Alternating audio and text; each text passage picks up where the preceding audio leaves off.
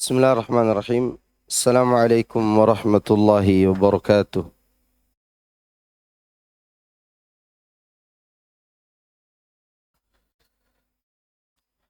Innal hamdalillah nahmaduhu wa nasta'inuhu wa nastaghfiruh wa na'udzu billahi min shururi anfusina wa sayyiati a'malina. May yahdihillahu fala mudilla lahu wa may yudlil fala hadiya lahu. Wa ashhadu an la ilaha illallah wahdahu la syarika lahu wa ashhadu anna Muhammadan abduhu wa rasuluh sallallahu alaihi wa ala alihi wa sahbihi ajma'in wa sallama tasliman katsiran mazida amma ba'du.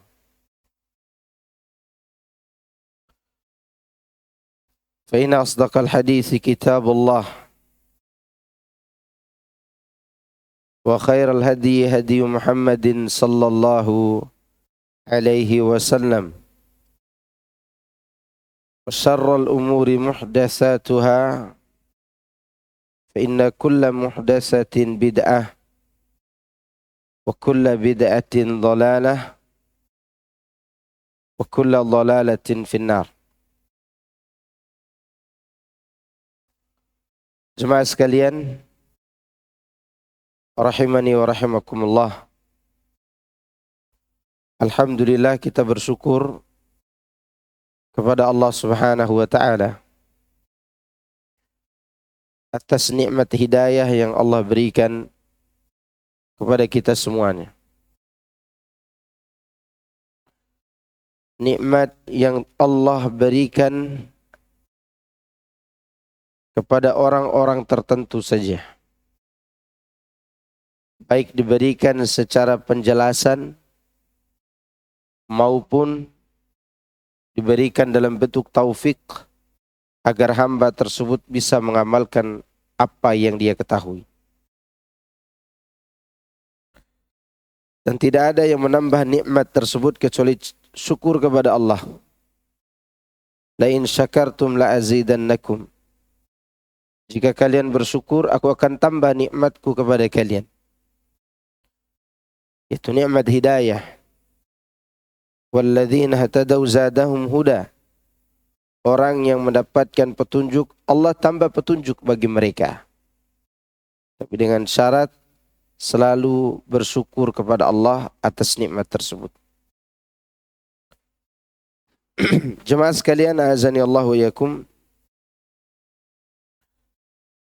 Hari ini insyaallah kita akan bahas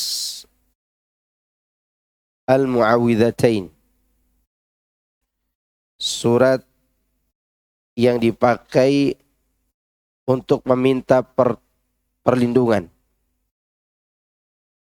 Al-Mu'awwidhatain, dua surat yang di dalamnya terdapat perintah untuk mohon perlindungan kepada Allah Subhanahu wa taala. Itu surat Al-Falaq dan surat An-Nas. Surat Al-Falaq untuk memohon perlindungan kepada Allah dari musuh eksternal. Sedangkan surat An-Nas untuk memohon perlindungan kepada Allah dari musuh internal. Imam Al-Bukhari rahimahullah meriwayatkan dari Zur bahwasannya dia berkata,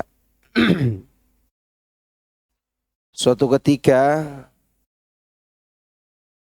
aku bertanya kepada Ubay bin Ka'ab,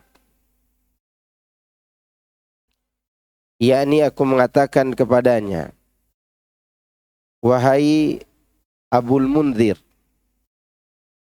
ketahuilah bahwa sesungguhnya saudaramu, yakni Ibnu Mas'ud, pernah berkata begini dan begitu. Maksudnya Abdullah bin Mas'ud mengutarakan bahwa surah Al-Falaq dan An-Nas bukanlah bagian dari Al-Quranul Karim. Padahal itu ditentang oleh ijma' atau kesepakatan para sahabat. Lantas Ubay bin Ka'ab menjawab pertanyaan yang tadi aku ungkapkan. Sungguh aku pernah bertanya kepada Rasulullah SAW. Kemudian beliau pun menjawab. Dikatakan kepadaku sehingga aku mengucapkannya. Sehingga atas dasar itu kami biasa mengatakan seperti apa yang dikatakan oleh Rasulullah SAW. Artinya surat ini ada dalam Al-Quran. Demikian itulah yang populer di kalangan banyak ahli qiraat dan ahli fiqih. Yaitu bahwa Ibnu Mas'ud tidak menulis Al-Mu'awwidhatain di dalam mushafnya. Jadi Abdullah bin Mas'ud punya mushaf tulisan sendiri yang beliau tidak masukkan dua surat ini. Jika ditanya alasannya, barangkali dia tidak mendengar keduanya dari Rasulullah sallallahu alaihi wasallam dan tidak mutawatir pula riwayat kedua surat tersebut pada Abdullah bin Mas'ud. Jadi menurut sebagian ulama alasannya mungkin Abdullah bin Mas'ud belum mendengar dua surat itu. Atau kemungkinan lain, barangkali Abdullah bin Mas'ud beralih dari pendapatnya tersebut. Tidak memasukkan Al-Falaq dan An-Nas dalam cakupan Al-Quranul Karim. Kepada pendapat jamaah, maksudnya jumhur kaum muslimin. Dan dalam hal ini para sahabat Rasulullah sallallahu alaihi wasallam. Jadi hanya Abdullah bin Mas'ud yang berpendapat demikian.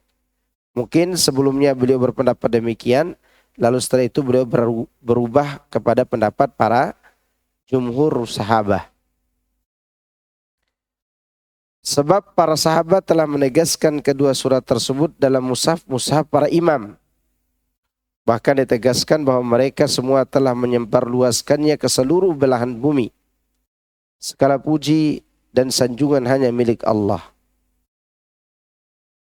Ya, di sini ada beberapa kemungkinan. Kemungkinan pertama, Abdullah bin Mas'ud belum mendengar surat itu. Kemungkinan kedua, di awalnya Abdullah bin Mas'ud memang tidak menulis dalam mushafnya. Namun setelah itu beliau merujuk dari pendapatnya menuju kepada pendapat para sahabat. Oleh karena itu, pendapat para sahabat yang banyak, maksudnya begitu, jumhur para sahabat itu, pendapat mereka lah yang tersebar ke seluruh penjuru bumi. Dalam artian bahwa surat tersebut masuk dalam Al-Quran. Telah diriwayatkan oleh Imam Muslim di dalam kitab sahihnya dari Uqbah bin Amir bahwa ia menuturkan Rasulullah SAW pernah bersabda, "Alam tara ayatin unzilat hadhihi al-lailah lam yura misluhunna qattu. Qul a'udzu birabbil falaq wa qul a'udzu birabbin nas." Tidakkah engkau melihat beberapa ayat yang telah diturunkan pada malam ini yang belum ada sama sekali yang serupa dengannya, yakni Qul a'udzu birabbil falaq dan Qul a'udzu birabbin nas. Hadis ini diriwayatkan Ahmad, Tirmidzi, An-Nasa'i dan yang lainnya. Dan juga diriwayatkan oleh Imam Muslim. Imam Malik meriwayatkan dari Aisyah radhiyallahu anha bahwasanya jika Rasulullah sallallahu alaihi wasallam merasa sakit, maka beliau pun membacakan untuk dirinya Al-Mu'awwidhatain dan meniupnya. Dan meniupnya di tangan, lalu beliau usapkan ke tubuhnya. Dan ketika rasa sakitnya semakin parah, maka aku membacakan kepada beliau Al-Mu'awwidhat. Lalu aku mengusapkan tangan beliau padanya dengan mengharapkan berkahnya. Demikian itu yang diriwayatkan oleh Imam Bukhari dari Abdullah bin Yusuf dan Muslim dari Yahya bin Yahya serta Abu Daud dari Al-Qa'nabi dan An-Nasa'i. Artinya dua surat ini bisa dipakai untuk berobat. Dipakai untuk apa? Berobat. Yang penting keyakinan kita kuat akan pertolongan Allah Subhanahu wa taala melalui surat tersebut, insyaallah Allah akan berikan kesembuhan.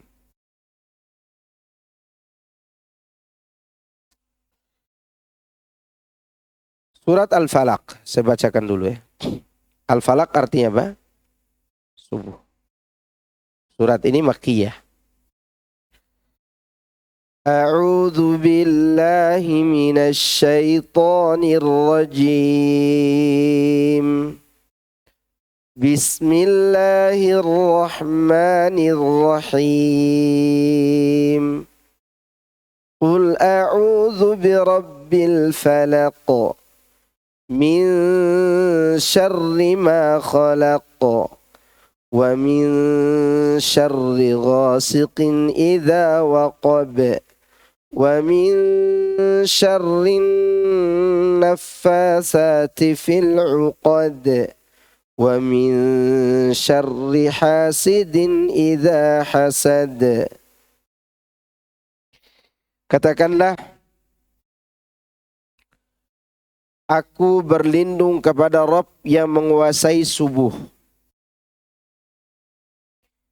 dari kejahatan makhluknya dan dari kejahatan malam apabila telah gelap gulita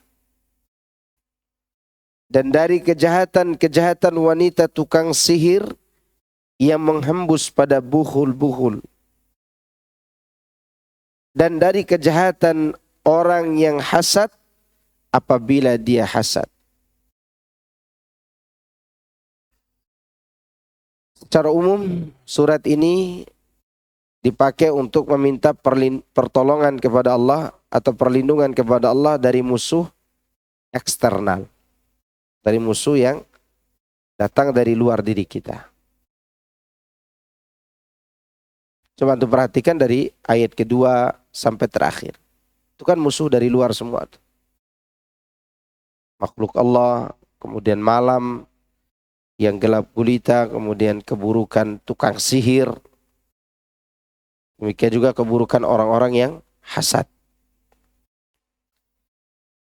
Ibnu Abi Hatim meriwayatkan dari Jabir. Dia berkata, Al-Falaq berarti waktu subuh. Yaitu demikian itu seperti firman-Nya yang lain, Faliqul isbah. Dia menyingsingkan pagi. Falaqo arti asalnya adalah menyingsing. Ya. Adapun faliqu pelakunya yang menyingkapnya.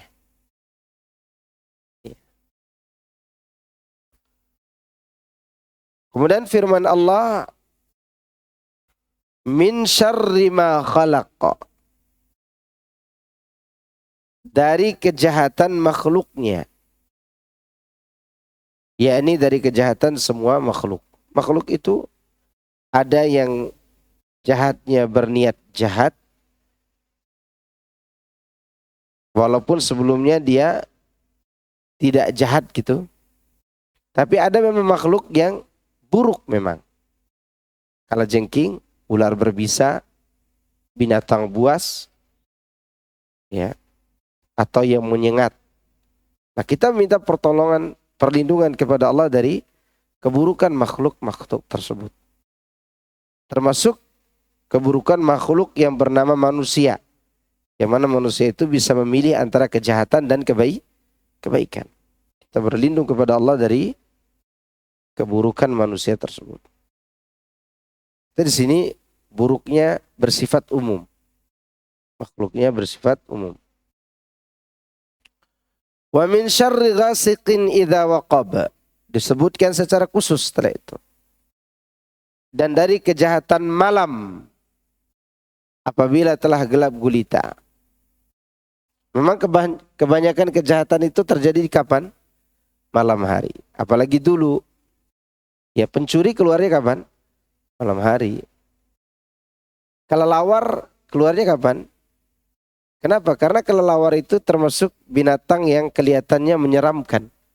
Burung hantu Siang hari juga burung hantu.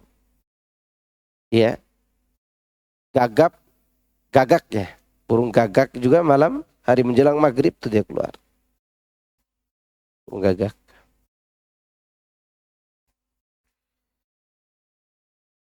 Mujahid mengatakan, kejahatan malam jika telah gelap gulita, yaitu saat matahari telah terbenam. Diriwayatkan oleh Al-Imam Al-Bukhari darinya, dari Mujahid.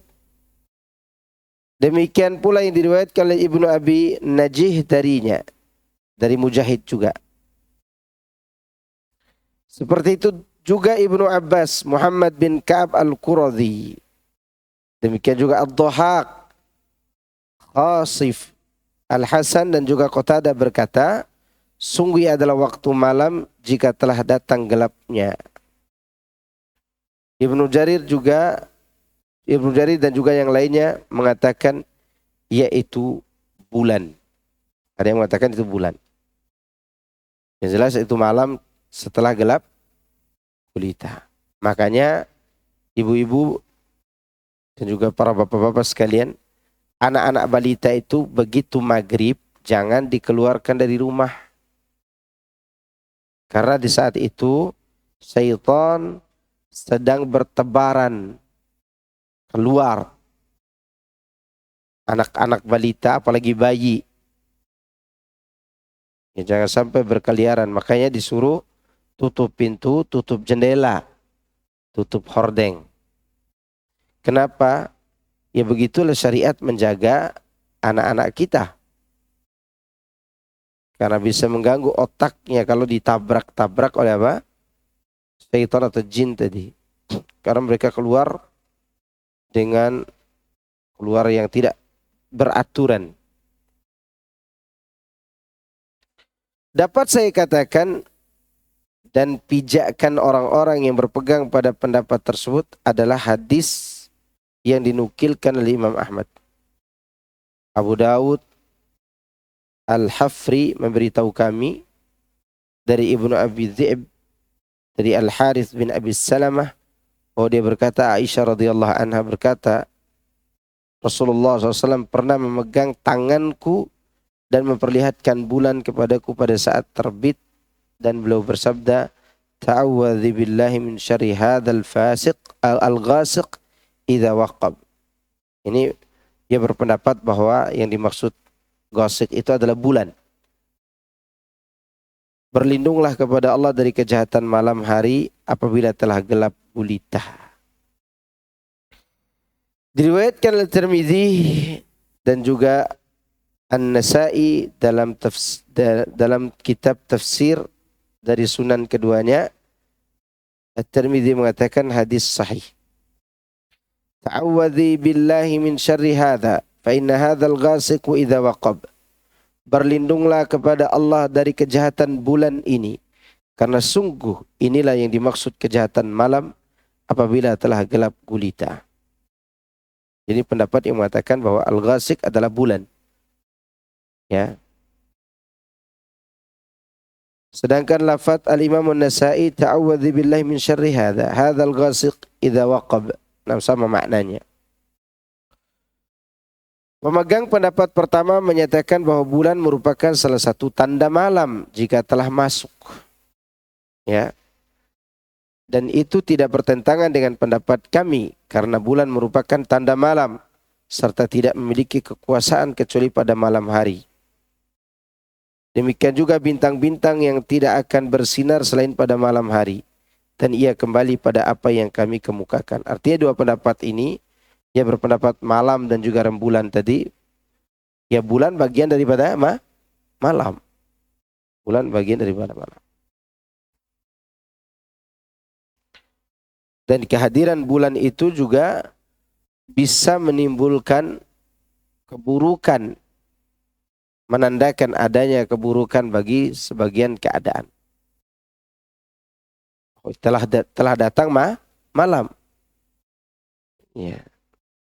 Orang-orang yang memiliki ritual-ritual tertentu, kapan mereka lakukan? malam purnama. Malam purnama. Ya. Dulu ya, bukan sekarang. Waktu saya SMA itu, anak dikasih ilmu pelet. Jadi ilmu peletnya. Ada tulisannya, tulisan ilmu pelet. Di antara syaratnya, kita baca itu dan kita berpuasa di malam-malam purnama tersebut. Iya nih, malam purnama. Ada ritualnya, sholat malamnya juga malam purnama. Tapi dengan syarat puasa selama 3 hari itu, kita berbuka harus mencuri foto wanita yang kita sukai.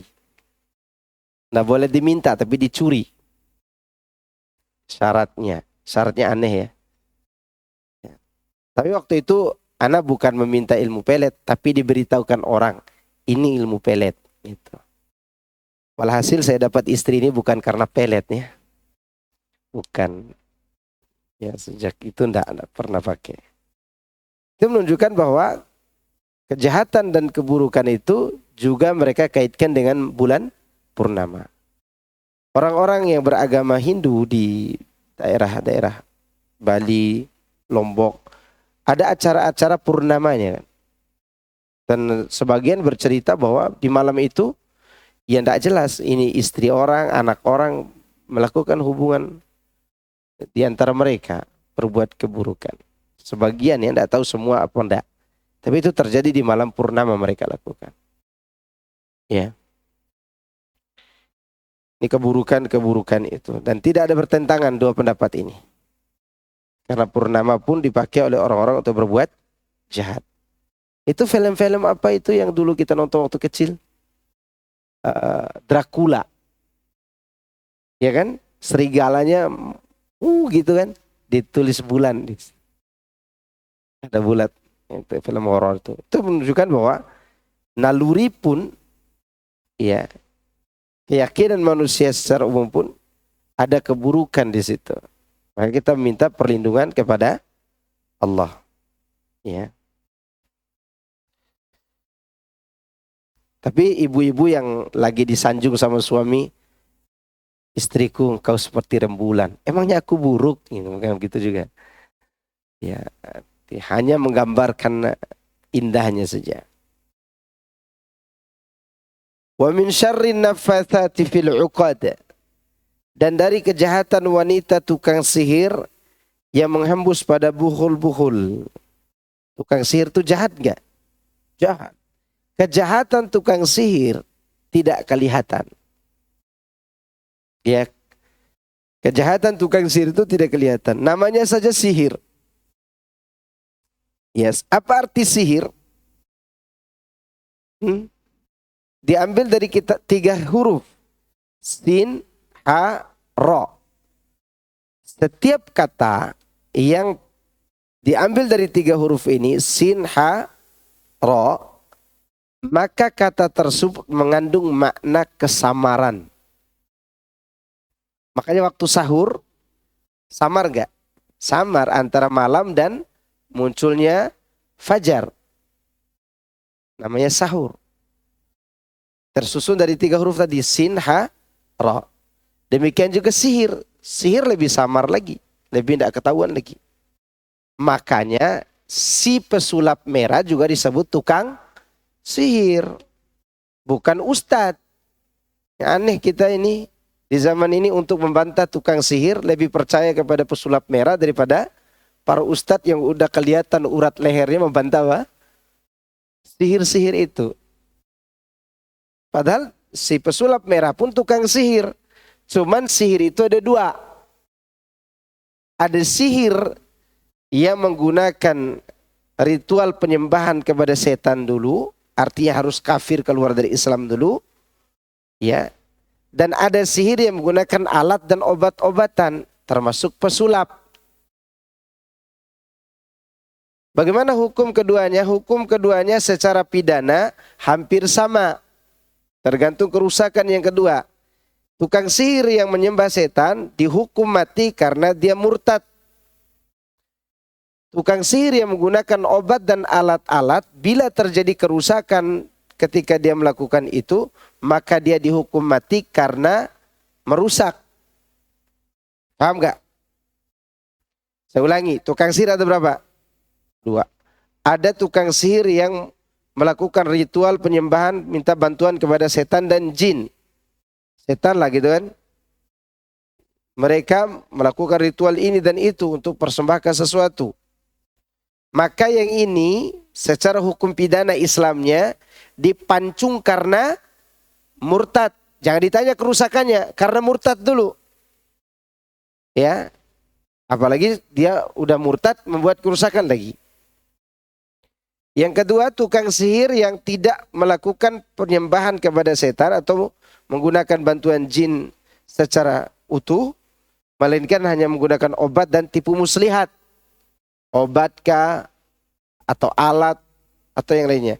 Dia dihukum pancung juga kalau melakukan kerusakan. Apa saja kerusakan yang dilakukannya? Merusak harta, merusak nyawa, merusak kehormatan seperti terjadinya perzinahan gara-gara pelet-pelet atau tipu muslihat seperti hipnotis. Ya, banyak orang yang diperkosa gara-gara dia apa? Hipnotis kan. Ya, kemudian merusak apalagi merusak akal. Kalau kerusakan yang dilakukan oleh jenis kedua ini merusak hal yang disebutkan tadi, maka dia bisa dipancung secara hukum pidana Islam. Kalau di Indonesia dilestarikan, dianggap sebagai apa? Karya seni. Padahal itu adalah sihir. Adapun hukum status tadi kan hukum pidana. Hukum status yang pertama kafir, yang kedua tidak. Paham kan? Yang pertama kafir karena murtad kan. Yang menggunakan obat, yang menggunakan alat, kalau dia muslim dia tidak kafir. Tapi disebut orang yang berbuat keburukan. Dosa, dosa besar. Iya. Iya. Coba antum lihat di googling. Apa bahasa Arabnya sulap? Ya muncul tukang sihir. Sahirun. Karena sama. Samar kan? Semua samar. Saya sengaja sampaikan ini supaya antum tidak begitu terpesona kepada pesulap-pesulap yang membantah tukang sihir. Karena di antara mereka pun melakukan hal yang hampir sama. Apakah bisa orang jahat membantah orang jahat? Bisa kan? Kan kita sudah jelaskan sebelumnya di surat Al-Buruj. Raja Abraha membunuh siapa?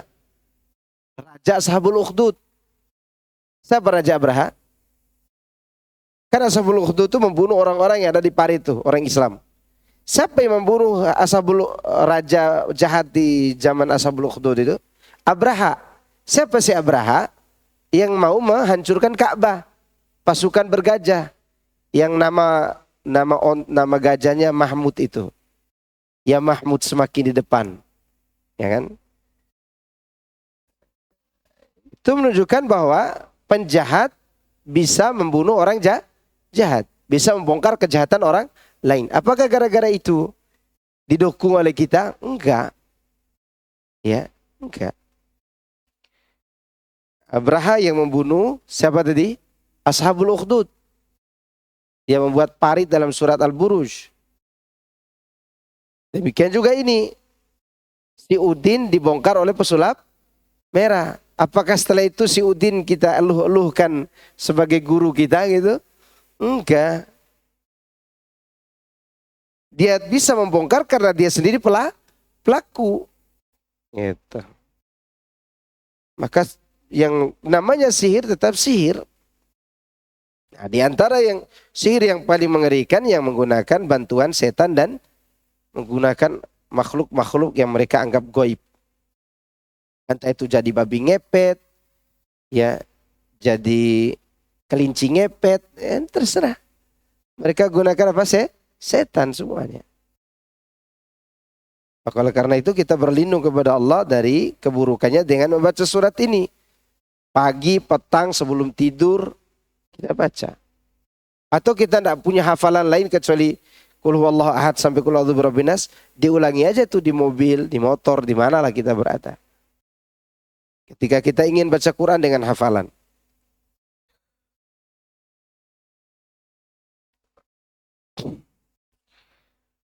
Min syarrin nafatsati fil uqad wa min syarrin nafatsati fil uqad, kata Mujahid, Ikrimah, Hasan, Qatadah dan Dhahak, yakni tukang sihir. Yaitu ketika wanita-wanita itu membacakan suatu mantra dan menghembus pada bukhul. Dibacakan mantra kan? Mantra apa aja dibacanya. Ya, saya pernah cerita ke antum bahwa mantra yang dibaca itu dicampur dengan Al-Quran juga. Surat Al-Fatihah, kadang salawat. Dan anak bicara begini karena anak sudah ketemu langsung sama pelakunya. Sudah ketemu langsung dengan, tapi waktu itu laki-laki umur 80-an tahun lah. Karena dikasih tahu, kan saya tanya ke bapak saya waktu itu, sebelum ke pondok lah, waktu masih muda lah. Ya sekarang juga masih muda. Dulu masih muda sekali itu, anak tanya ke bapak saya, gimana caranya menghadapi tukang sihir? Kata bapak saya, kamu datangi dia, pandangi matanya, kamu jangan takut. Saya datang waktu itu. Tapi sebelum belajar seperti ini, sebelum banyak was-was mungkin ya, datangin aja tuh. Saya waktu itu dikasih ilmu kebal sama dia, sama orang tersebut, tapi saya tidak terima. Waktu itu saya kepengen ketemu saja. Dan saya tanya apa yang dibaca. Ternyata ketika dia mau mensihir orang, yang dibacanya surat Al-Fatihah, cuma di tengah-tengah surat itu ada dimasukkan nama-nama yang kita tidak kenal. Yang dia bisa membacanya dan kita ditelakinkan untuk membaca itu. Salawat kepada Nabi juga berlaku. Juga kalimat barokah la ilaha illallah juga berlaku. Dicampur-campur. Betul kata Allah dalam Al-Quran, mereka itu mencampur aduk antara kebenaran dan kebatilan. Dan kata Syekh Muhammad bin Abdul Wahab dalam kitabnya Ushul Sittah, wa khiyaru ma indahum labsul haqqi bil batil. Yang mereka pilih adalah mereka mencampur aduk antara kebatilan dan kebenaran. Dan itu yang mereka cari. Ternyata itu cara mereka kufur. Cara mereka mengabdikan diri kepada syaitan. Sehingga sihirnya manjur. Gitu. Dan ditiupkan itu di bukhul. Kalau mau menyihir orang ya dibuatkan bentuk orang, ditiupkan di situ, dianuanukan oleh dia. Ya. Dan atas izin Allah berlaku sebagai ujian bagi orang yang disihir.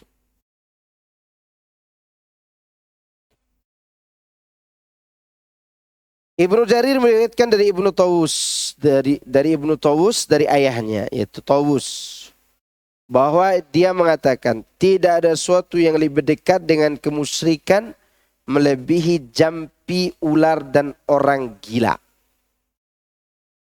Iya. Itu istilah ya. Artinya orang-orang tukang sihir. Dan dalam hadis lainnya disebutkan bahwa Jibril pernah datang kepada Rasulullah sallallahu alaihi wasallam lalu bertanya, "Apakah engkau merasa sakit wahai Muhammad?" Beliau menjawab, "Ya." Lalu Jibril mengucapkan bismillahi arqika wa min kulli da'in yu'zika wa min syarri hasidin wa ainin Allahu yashfika. Ini termasuk doa tambahan. Bagus doa ini. Doa untuk apa? Meruqyah. Doa untuk meruqyah. Mungkin saja yang demikian akibat keluhan yang dirasakan oleh Rasulullah SAW. Jadi Jibril tiba-tiba bertanya, engkau sakit? Begitu kan? Maka Jibril membacakan doa ini. Tatkala beliau terkena sihir, nah Nabi saja sallallahu alaihi wasallam pernah terkena sihir. Nah, apa hikmahnya? Apa hikmahnya? Hikmahnya menandakan bahwa beliau manusia biasa. Bahwa beliau itu manusia biasa. Allah dengan segera menyehatkan dan menyembuhkan beliau serta menyerang balik tipu muslihat para penyihir yang dengki dari kalangan orang-orang Yahudi kepada tokoh mereka semua. Ya. Jadi Allah mengembalikan perbuatan mereka kepada mereka sendiri. jadi bumerang. Dan Allah jadikan kehancuran mereka melalui perbuatan mereka itu. Sekaligus mempermalukan mereka. Mereka ingin merusak Nabi SAW dengan cara menyihir. Dan sebagai manusia biasa, tubuh manusia biasa juga terkena sihir itu. Cuma tidak parah. Beliau SAW tidak kesurupan seperti halnya orang lain. Tapi dihayalkan kepada beliau sesuatu yang tidak sesuai dengan kenyataan. Maka Jibril turun menawarkan diri untuk apa? Membacakan doa-doa ruqyah kepadanya. Di antara yang dibacakan adalah surat ini. Tetapi dengan demikian Rasulullah SAW pun tidak bersikap buruk terhadap orang tersebut pada suatu waktu. Akan tetapi cukuplah Allah yang menjadi pelindung, menyembuhkan sekaligus menyehatkan beliau sallallahu alaihi wasallam. Nah, maka kalau mau berlindung dari kejahatan tukang sihir, nih di antara prakteknya baca surat ini. Mungkin terkadang terlalu mudah dibaca surat ini, kayaknya biasa saja. Padahal surat ini sangat agung sekali. Surat untuk meminta perlindungan. Imam Bukhari meriwayatkan di dalam kitab At-Tibb dalam sahihnya dari Aisyah radhiyallahu anha, dia berkata, Rasulullah sallallahu alaihi wasallam pernah disihir, di mana beliau melihat seakan-akan mendatangi beberapa orang istri, padahal beliau tidaklah mendatangi mereka. Nah, beliau melihat sesuatu yang tidak sesuai dengan kenyataan. Sufyan mengatakan, ini merupakan sihir yang paling parah jika keadaannya seperti itu. Selanjutnya beliau bersabda, wahai Aisyah, tahukah engkau bahwa Allah telah memfatwakan kepadaku mengenai sesuatu yang dahulu engkau pernah meminta fatwa tentangnya. Aku telah didatangi oleh 2 orang malaikat. Lalu salah seorang di antaranya duduk di dekat kepalaku dan yang lainnya di kakiku. Kemudian yang duduk di dekat kepalaku berkata, apa yang dialami oleh orang ini? Yang lainnya menjawab, dia terkena sihir. Lalu siapa yang menyihirnya? Tanyanya lebih lanjut. Dia menjawab, Labib bin Al-A'sam. Labib bin A'sam, nama orang Yahudi. Seorang dari Bani Zuraiq, sekutu Yahudi. Yang dia seorang munafik. Dia bertanya dalam wujud apa sihir itu? Dia menjawab, pada sihir dan bekas rontokan rambut. Nah, hati-hati itu. Sihir dan bekas rontokan, sisir. Pada sisir dan bekas rontokan rambut. Lalu di mana semuanya itu berada? Tanya temannya. Dia menjawab, di kulit mayang kurma jantan di bawah dasar sumur Zarwan. Bayangkan ditaruh di bawah sana. Susah ngambilnya. Pukul itu kalau susah ngambil ya susah sembuhnya. Maka hati-hati ibu-ibu yang punya anak gadis, ya termasuk saya yang punya anak gadis, anak perempuan 4. Itu yang diambil oleh tukang sihir itu kalau mereka mau sihir, rambut. Ya kan? Kemudian bekas pakaian. Ya jangan ketawa ketiwi kalau tiba-tiba hilang celana dalam di rumah. Jangan, itu bisa jadi itu awal-awal pelet tuh. Awal-awal pelet itu. Bisa disihir dengan itu. Karena ada sebagian orang suka kepada anak wanita ibu-ibu, tapi dia tidak bisa ungkapkan. Begitu ada laki-laki lain yang datang lamar, dianya yang baperan. Akhirnya apa yang terjadi? Cinta ditolak, dukun bertindak. Padahal dia tidak pernah mengutarakan cintanya itu kepada anak perempuan orang. Cuma dia cemburu kalau datang orang lain kepada anak perempuan orang itu. Lalu dia pun dibisik-bisik oleh syaitan, akhirnya membuat sebuah kerusakan seperti tadi. Kata tukang sihirnya, kalau kau mau menyihir anak tetanggamu itu, atau mempeletnya, kau curi celana bagian dalamnya. Hilanglah, hati-hati itu. Bisa jadi buhul nantinya.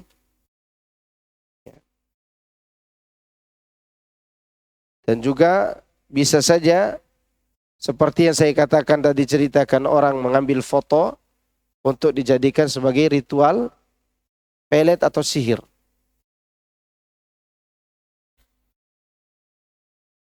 Lalu diletakkan di tempat yang kita tidak tahu.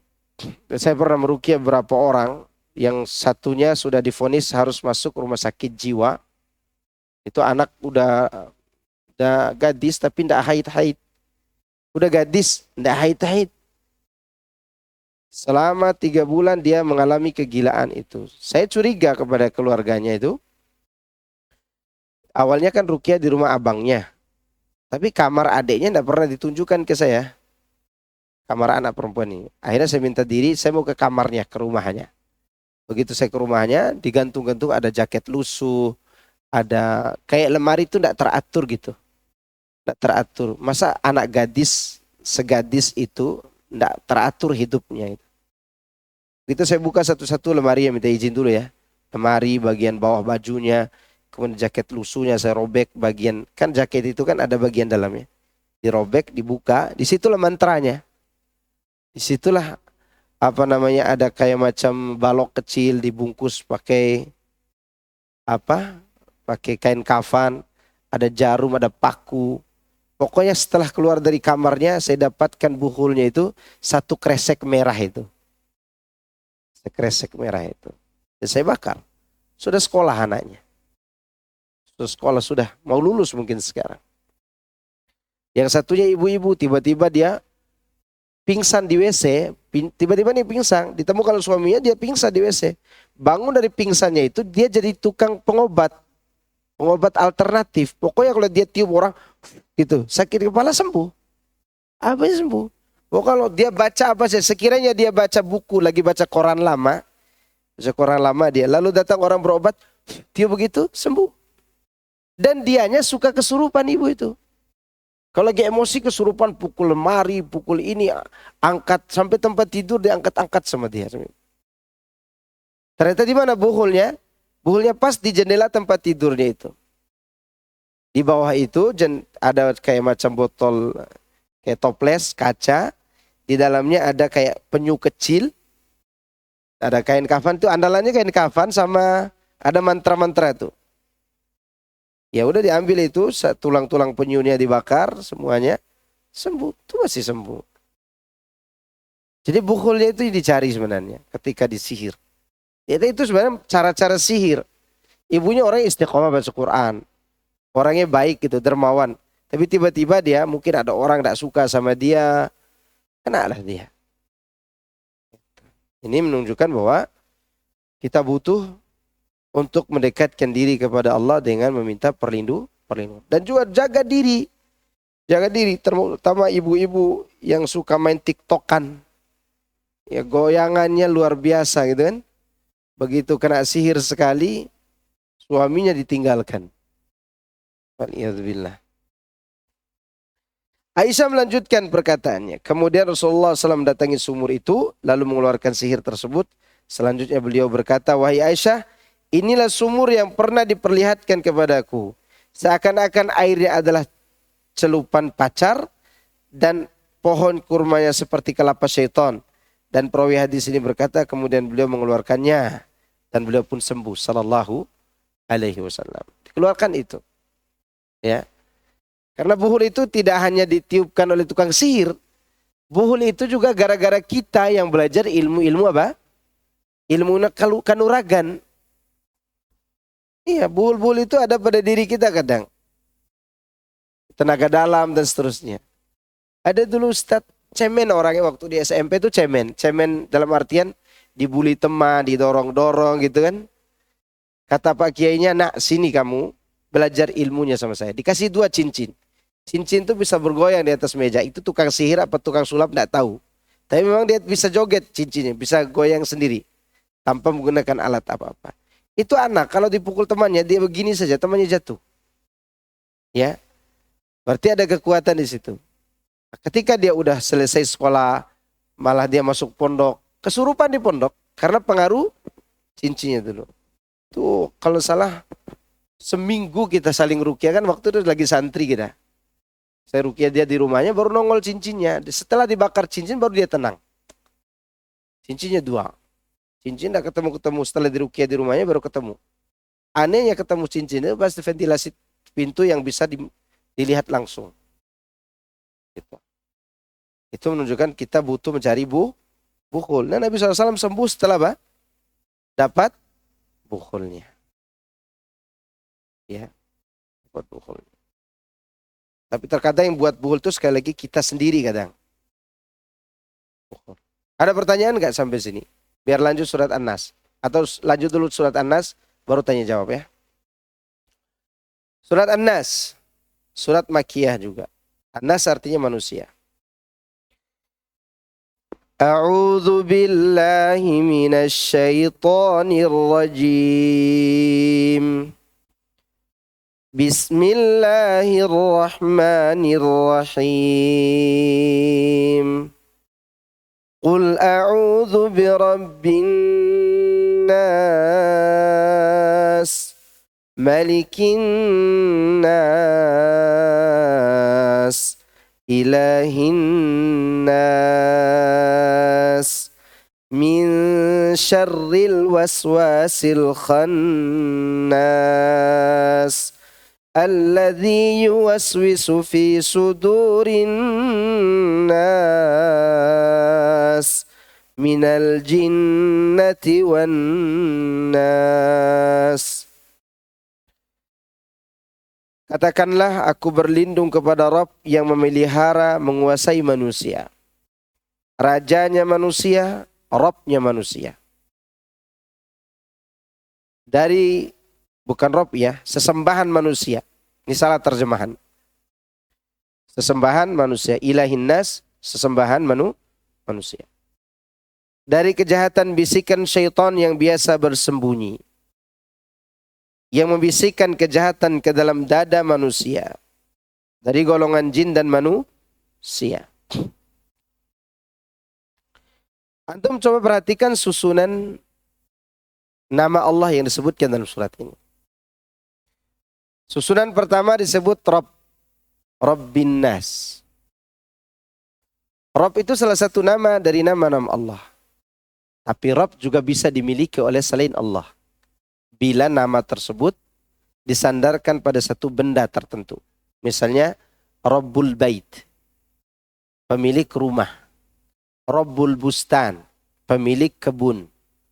Rabbu apalah itu ya, yang memiliki harta. Gitu. Rabbud Dukan, pemilik toko. Itu dibolehkan dimiliki oleh orang mana saja.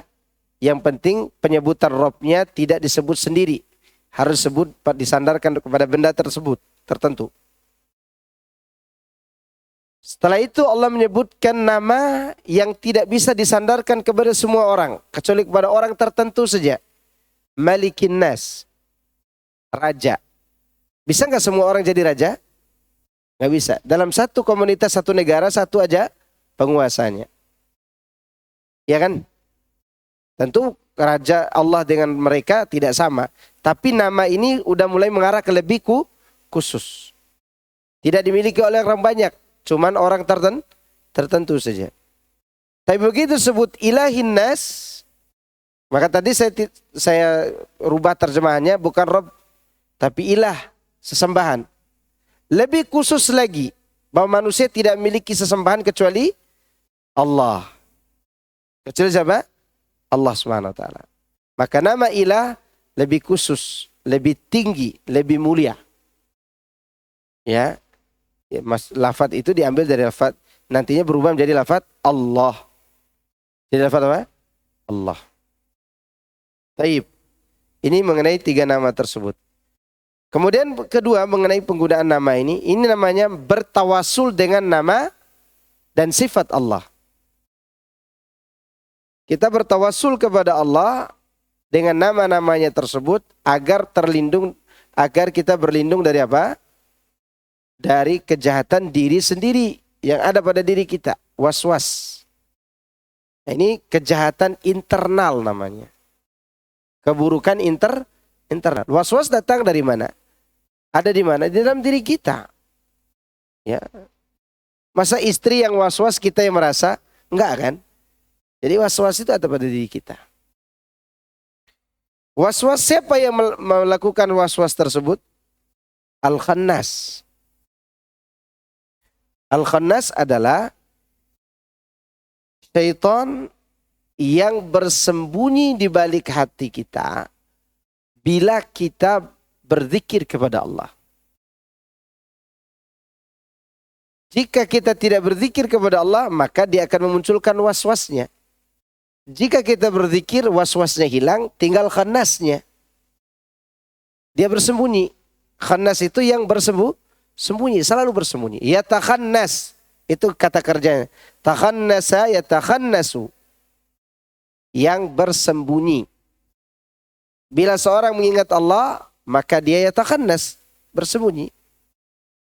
Tidak bisa berwas-was lagi. Tapi bila orang itu lalai, dia berbuat ini, dia akan terus mengembuskan bisikan-bisikan. Itulah butuhnya kita kepada zikir kepada Allah.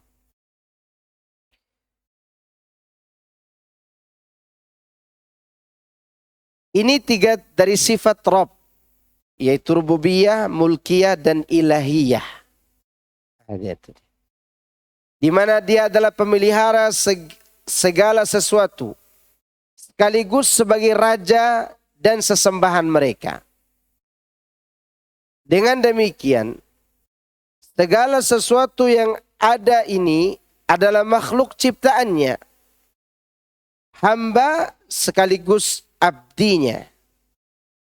Maka itu dia memerintahkan kepada semua yang hendak memohon perlindungan agar berlindung kepada zat yang memiliki 3 sifat di atas: Rabb, Raja, dan sesembahan.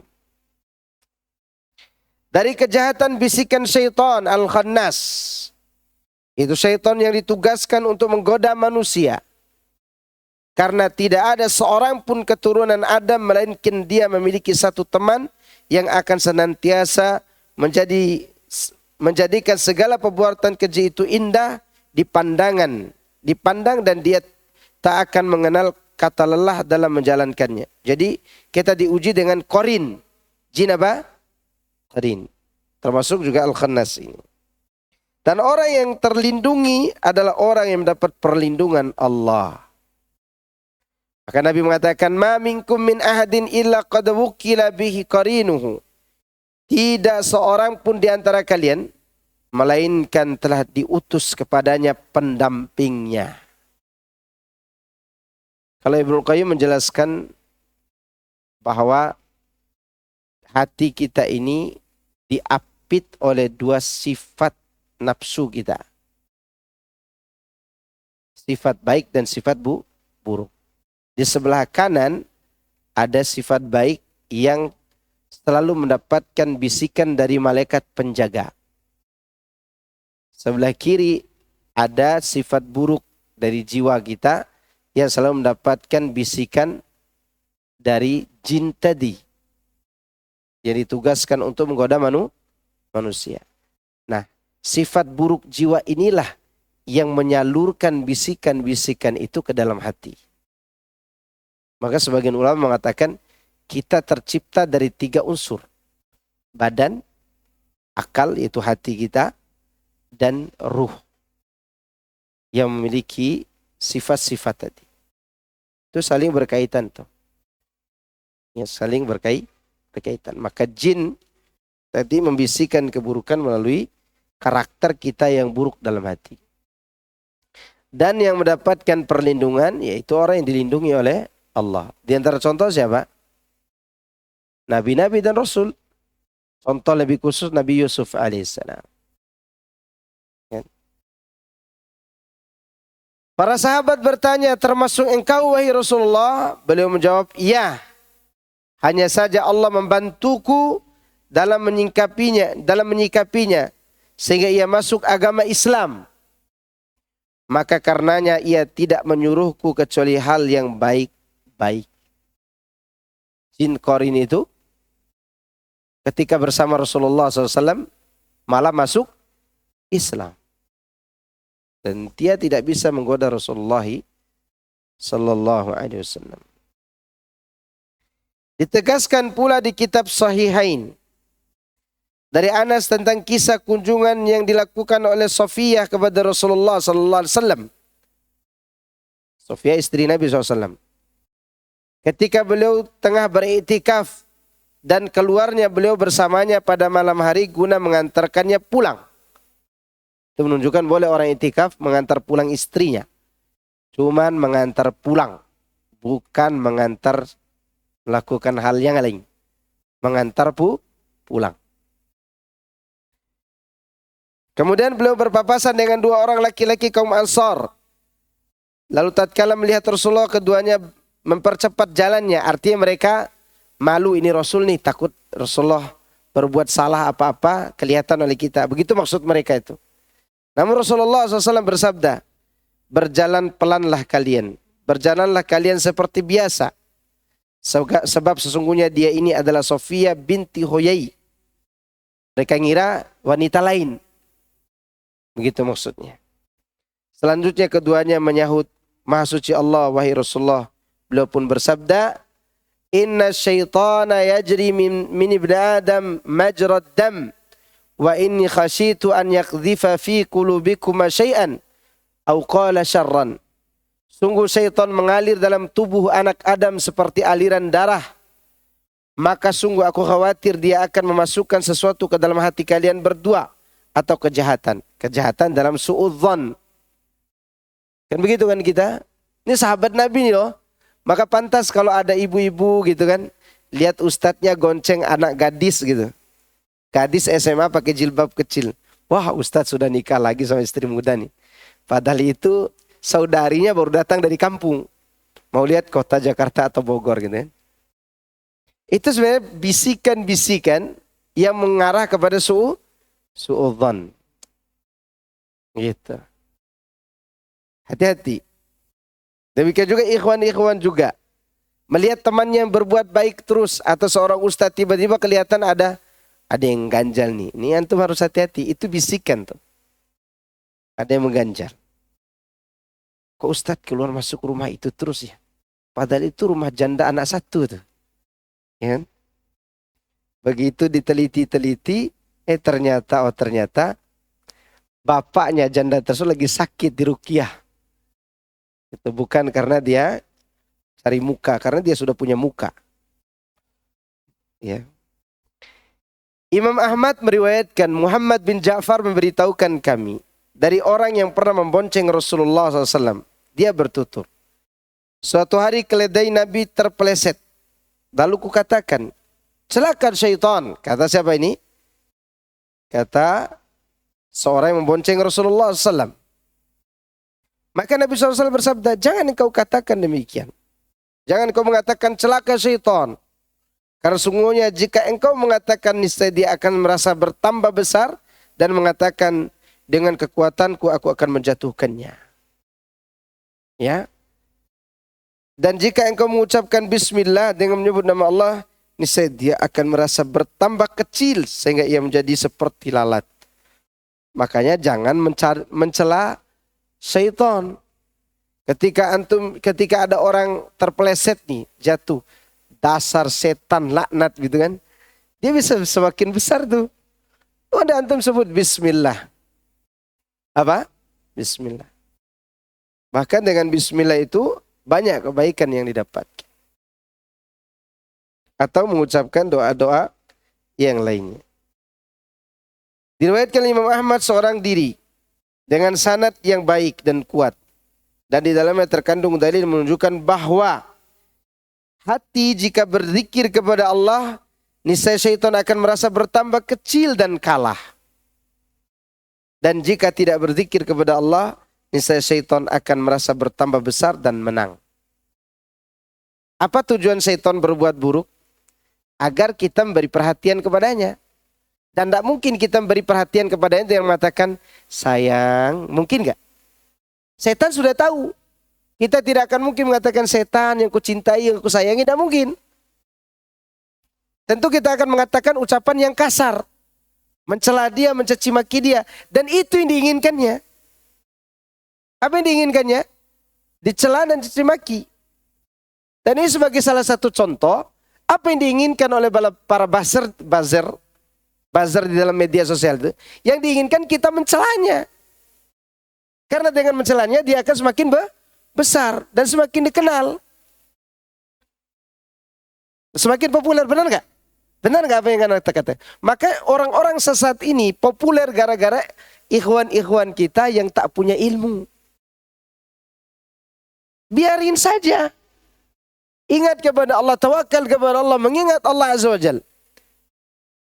Dia akan sakit sendiri, tidak ada yang mau merespon ya perkataan saya. Ngapain? Antum ingat, lihat contoh ini. Apa yang diingat nih? Bismillah. Apa kaitannya dengan terpeleset dengan bismillah? Seharusnya kan begitu terpeleset, dasar syaitan. Seharusnya begitu kan? Itu yang lebih pas. Ternyata itu yang ditunggu-tunggu oleh syaitan. Itu ditunggu-tunggu oleh orang-orang jahat. Mereka ingin kejahatannya terkenal melalui apa? Lisan kita. Orang yang menulis nama Muhammad SAW, nama Muhammad di minuman itu, apa yang diinginkannya? Yang diinginkan dicela oleh orang sehingga populer. Maka orang yang mau terkenal, kalau ingin terkenal, paling terkenal di kalangan kaum muslimin, pergi ke Ka'bah kencingin Zam-Zam. Pasti terkenal karena dipancung oleh kerajaan Saudi. Ini fulan dipancung oleh kerajaan Saudi karena kencingin Hajar Aswad, bisa begitu kan? Terkenal gak dia? Terkenal. Mereka itu kepengen terkenal dengan berbuat jahat. Setan juga demikian. Maka ketika kita mengucapkan bismillah, berzikir kepada Allah, dia mengecil.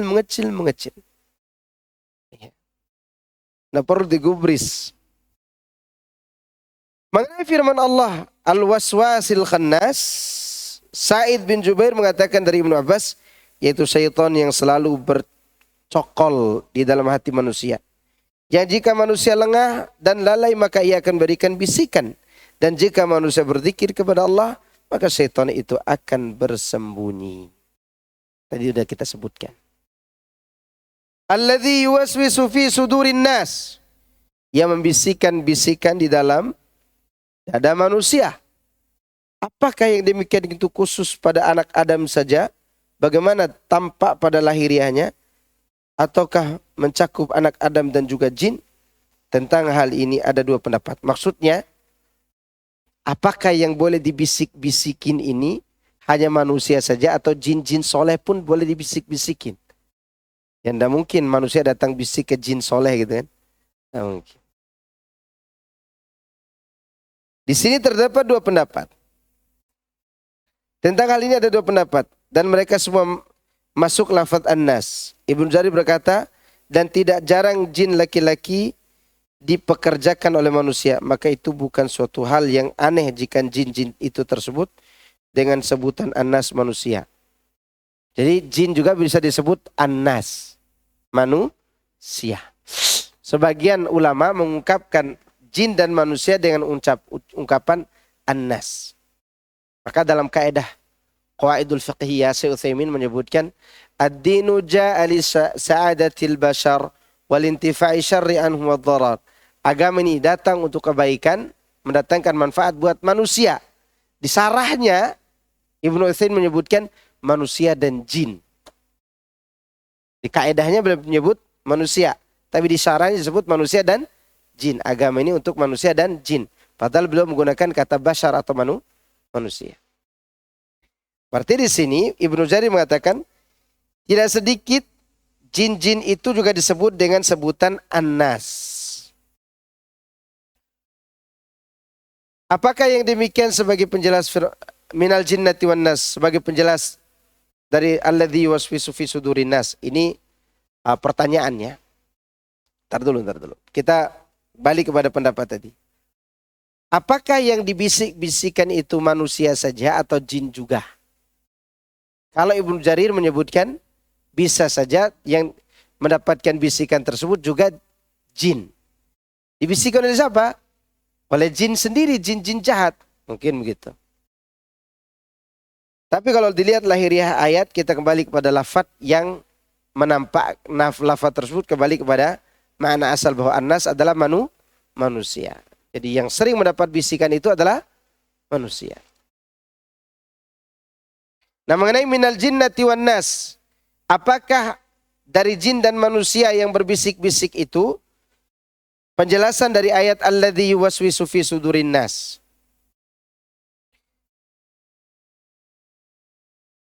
Di sini disebutkan, lalu diperjelas pada ayat tersebut. Selanjutnya dari jin dan manusia. Ini penguat pendapat kedua, bahwa jin itu bisa mendapatkan bisikan juga. Minal jinnati wan nas. Ada yang berpendapat ayat ini sebagai tafsiran pihak yang selalu memberi bisikan dalam dada manusia, yang terdiri dari syaitan, manusia dan jin. Kandungan ayat ini sebagaimana firman Allah dalam surah Al-An'am. Wa kadzalika ja'alna likulli nabiyyin aduwwan syayatinal insi wal jin yuhi ba'duhum ila ba'din zukhrufal qawli gurura. Dan demikianlah kami jadikan bagi tiap-tiap nabi itu musuh, yaitu syaitan-syaitan dari jenis manusia dan jin. Sebagian mereka membisikkan kepada sebagian yang lain perkataan yang indah untuk menipu manusia.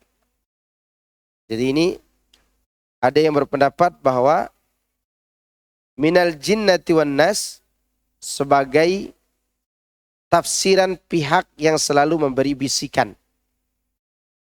Ya. Yang memberi bisikan itu bisa saja manusia atau jin. Syaitan itu kan ada manusia dan jinnya. Ya. Bagaimana cara mereka saling bisikan? Dengan cara memberitahukan ucapan-ucapan yang indah. Dan tidak terasa bisikan itu, padahal dia berbicara tapi membisikkan hati. Contoh siapa? Dai-dai kesesatan. Zukhrufal qaul. Apa zukhrufal qaul? Kata-kata yang indah. Kata-kata yang memukau. Di antara contoh ungkapan-ungkapan orang munafik di zaman Rasulullah SAW. Di antara contoh ungkapan orang-orang Mu'tazilah, Jahmiyah, yang gaya-gaya bicara mereka itu bagus dan indah, tapi tidak ada isi, hanya mengungkapkan ungkapan yang indah. Contoh begini, kita wajib mencintai dan menghormati Rasulullah dan para sahabat. Itu harus, semua orang harus. Tapi bisakah mereka, beranikah mereka mengatakan kita harus beragama mengikuti Rasulullah dan para sahabat? Coba antum cari perkataan mereka yang ini. Yang kedua. Cari di kelompok manapun perkataan yang kedua ini.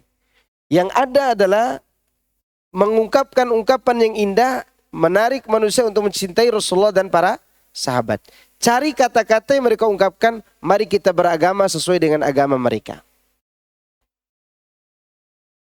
Karena yang pertama bisa menjadi zukhrufal qaul meski itu benar. Meskipun itu apa? Benar. Karena mereka akan mengatakan begini cara kami mencintai Rasul, begini cara kami mencintai para sahabat. Tapi kalau mereka mengatakan mari kita mengikuti para Rasulullah dan para sahabat dalam beragama, ketika mereka berbuat sesuatu, apakah Rasulullah dan sahabat melakukannya? Kan itu ditanya oleh orang nanti. Dan mereka hindari kata-kata itu. Mereka hindari. Antum coba lihat semua ceramah yang berkaitan dengan sahabat dan Rasulullah SAW. Mereka hanya sebatas membahas tentang wajib cinta kepada Rasulullah dan para sahabat. Ini gaya-gaya zukhrufal qaul. Dan ini masuk ke hati sehingga nantinya manusia memilih cara sendiri untuk mencintai Allah dan Rasulnya tanpa pedulikan bagaimana cara Rasulullah SAW dan para sahabat mencintai Allah dan Rasulnya SAW. Itu zukhrufal qaul. Dan itu bisa dilakukan oleh manusia juga. Dan masuk ke dalam hati. Atau bisa kita katakan doktrin. Apa namanya? Doktrin. Ya. Imam Ahmad meriwayatkan Waki memberitahu kami dari Ibnu Abbas. Dia berkata seorang datang kepada Nabi SAW dan berkata, wahai Rasulullah, sungguh terbesit dalam diriku sesuatu yang jauh dari langit. Sesuatu yang jatuh dari langit lebih kusukai daripada membicarakannya. Atau pernah gak merasakan sesuatu di hati, bisikan seakan-akan kita murtad. Ya, seakan-akan mengatakan Allah begini, dia punya anak dan seterusnya, ada kan? Itu sangat-sangat membuat kita menderita sebenarnya. jatuh dari langit lebih ringan daripada harus menerima bisikan itu. Maka beliau bersabda, Allahu Akbar, alhamdulillahilladzi radda kaidahu ila waswasah. Allah Maha Besar, segala puji hanya bagi Allah yang membalikkan tipu dayanya jadi godaan. Jadi ada orang dibisik-bisikan oleh syaitan seakan-akan dia murtad. Kan kadang di hati itu bertanya, iya ya, Allah itu gimana ya bentuk? Kan begitu. Itu sebenarnya datang bisikan tuh. Bisikan-bisikan. Terus kita disuruh berkhayal. Atau jangan-jangan benar kata orang Allah punya anak. Padahal kita tolak itu. Tapi dia bisik-bisikan. Sebenarnya ditolak oleh kita, dia masukkan bisikan. Dalam riwayat yang lain Nabi menyebutkan hadis yang seperti ini. Dzaka sidqul iman. Sebenarnya itu sudah bertanda bahwa iman kita itu benar. Ketika ada bisikan, yang kita lawan bisikan itu, tapi seakan-akan kita yang berbicara. Seakan-akan kita yang berbicara, padahal itu bukan. Itu memang bisikan syaitan. Dari mana kita tahu itu bisikan syaitan? Karena kita sendiri tidak suka dengan bisikan itu. Itu yang perlu diperhatikan oleh kita. Demikianlah akhir daripada tafsir Al-Quran dengan berakhirnya tafsir surat An-Nas ini. Baik, di antara faedah dari dua surat ini. Yang pertama, Allah Subhanahu wa taala mengajarkan kita cara meminta perlindungan dari syaitan atau dari kejahatan makhluk.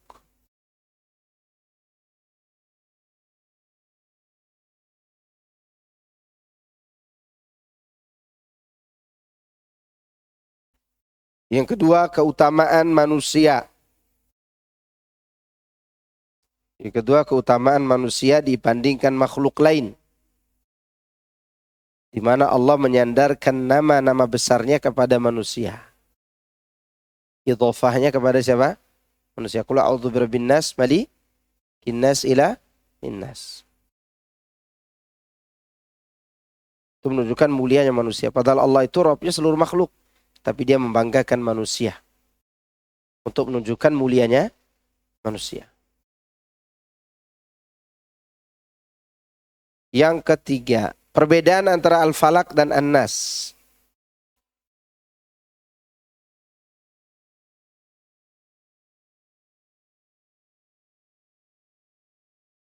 Surat Al-Falaq untuk berlindung dari musuh eksternal dan An-Nas untuk berlindung dari musuh internal.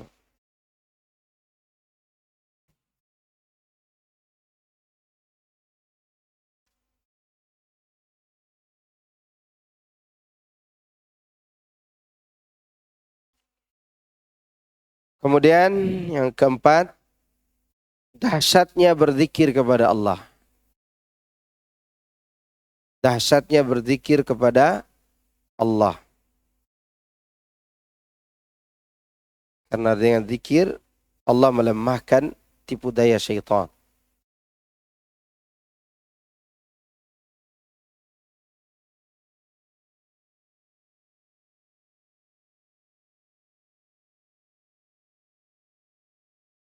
Yang keenam, 5, sumber kerusakan hati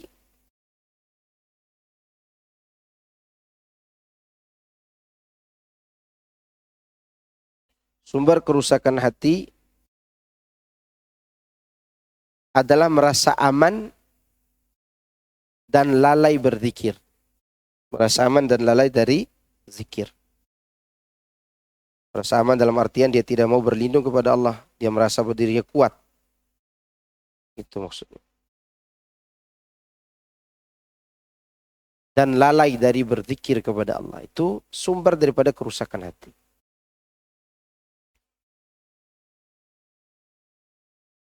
Kemudian berikutnya, pada diri manusia ada syaitan yang ditugaskan untuk menggodanya. Ada jin yang ditugaskan untuk menggoda manusia. Insya Allah nanti kita akan bahas keutamaan Al-Quran. Lalu kita nanti akan pindah ke surat Al-Mulk, juz 29. Masih kitab ini. masih kitab yang ini. Ya, tapi insya Allah nanti di pertemuan kita yang berikutnya bahas tentang keutamaan Al-Quran biar kita mencarger kembali hati kita agar semangat belajar Al-Quran dan juga semangat belajar tentang tafsirnya atau mentadaburinya. Iya. Terus kitab tauhidnya kitab tauhid pekan keempat kan?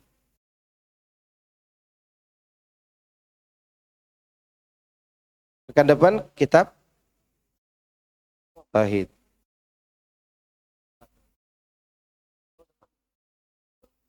Iya, pekan 4 depannya, pekan 4 depannya lagi pekan 5. Iya, tanggal 31. Boleh. Kita ambil 31-nya untuk kitab tauhid.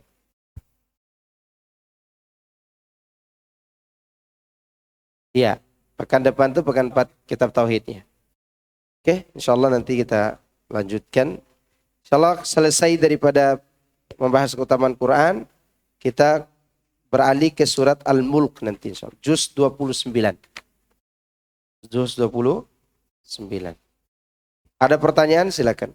Ustaz, saya mau nanya Ustaz, Fadhal. berkaitan dengan masalah setan Ustaz ya. Ini ada orang jualan sekarang ada namanya mie setan, mie iblis, nasi goreng gila apa jadi. Nah, kita kalau beli boleh tidak Ustaz? Soalnya tadi semalam ada nanya ke kita nggak bisa jawab. Nah, gimana Ustaz? Kalau bisa diboikot, jangan beli. Ngapain penamaan dengan nama membanggakan nama setan, nama ini itu? Nggak pantas. Iya. Ya, ada nasi sambal setan. Dari mana dia bikin sambal dari daging setan gitu kan? Ya enggak mungkin. Jangan, itu penamaan yang buruk. Ya. Sekarang itu orang mau cepat laku barangnya dengan nama-nama yang aneh. Biar lebih cepat tenar. Iya. Pokoknya yang kalau mereka namakan warungnya dengan hal-hal yang aneh begitu, berarti itu menunjukkan bahwa dia kepengen cepat laku tapi dengan cara yang salah. Kan aneh-aneh kan, anak kalau baca sepanjang jalan tuh lagi baso tali pocong gitu kan, rawon setan gitu, sambal setan. Ada lagi di sini nih di ke dermaga itu ayam janda gitu kan, ada ayam janda pula di sini. Dan nasi goreng gila, makanya makan nasi goreng gila-gila nih. Ini ada pertanyaan. Assalamualaikum Ustaz. Waalaikumsalam warahmatullahi wabarakatuh. Bagaimana cara menghilangkan susuk yang dipasang kurang lebih 17 tahun silam? Apakah sudah hilang? Bisa hilang sendirinya Ustaz? Qadarullah, beliau sekarang sudah mengenal sunnah. Beliau saat ini tidak tenang dengan hal itu. Kalau dia tidak tenang dengan hal itu, maka tenangkan dengan cara banyak membaca Quran. Insya Allah susuk yang dia pasang dulu, terkadang itu dipasang karena sugesti. Ya, sugesti bahwa dengan pasang susuk, dia akan disukai oleh banyak wanita misalnya. Sekiranya benar, pasang susuk itu bisa membuat wanita-wanita itu kelepak-kelepok, jatuh cinta kepada dia. Ngapain dia godain anak tetangganya yang tidak punya beras? Dia godain aja artis-artis cantik tuh kan. Iya. Paling sampai di pintu rumahnya artis cantik, dia diludahin disuruh pulang. Sebenarnya waktu pasang susuk itu disugesti oleh yang pasang, yang jual susuk itu. Bahwa dengan ini akan banyak orang yang menyukaimu. Sehingga dia pede. Laki-laki kalau dia pede, meskipun hidungnya pesek, dia cepat dapat wanita. Karena wanita itu dia menanti. Wanita itu menanti. Jadi wanita itu menanti kedatangan siapa yang mendatangi saya. Dia akan, karena lamanya penantian wanita itu, tidak ada yang datang-datang karena malu kah, karena apa. Walaupun fisiknya cantik, begitu datang orang, ternyata ada yang perhatikan saya. Jatuhlah hatinya kepada laki-laki itu. Nah laki-laki itu kebetulan lagi pakai susuk. Gara-gara susuknya. Enggak, karena ente pede aja. Ya, makanya laki-laki yang takut mendatangi wanita untuk dia nikahi, Rugi sebenarnya rugi. Kenapa? Ketika disalib orang, kalah lagi, kecewa lagi. Padahal kalau dia datang sekali ke wanita itu, ke orang tuanya, saya datang memberanikan diri untuk melamar anak bapak. Ya, dia datang aja, walaupun ditolak 3 kali datang lagi. Keempat kali juga ditolak. Yang penting dia datang. Pede. Dan wanita itu saya yakin akan suka kepada laki-laki yang memperjuangkannya. Nah, orang punya susuk itu, kenapa dia bisa dapat orang yang dia sukai? Karena ditumbuhkan kepercayaan dirinya. Bahwa susuk ini bisa membuat orang lain melihatmu ganteng. Padahal kita lihat gitu-gitu aja. Enggak kan ada ganteng-gantengnya. Nah, ada tambah-tambah lagi. Dulu sebelum pasang susuk segitu, setelah pasang susuk juga segitu. Cuman kepercayaan dirinya yang besar. Maka oleh karena itu, yang sudah pakai susuk, tidak usah takut. Tidak usah takut. Tenangkan dengan baca Quran, zikir kepada Allah.